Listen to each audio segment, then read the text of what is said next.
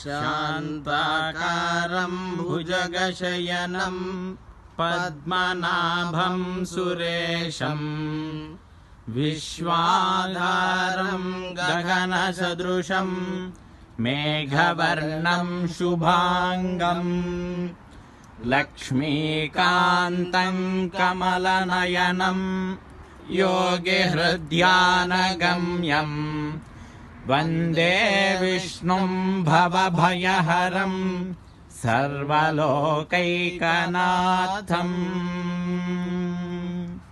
శ్రీరంగం శ్రీ రంగనాథ స్వామి యొక్క దివ్య గోపుర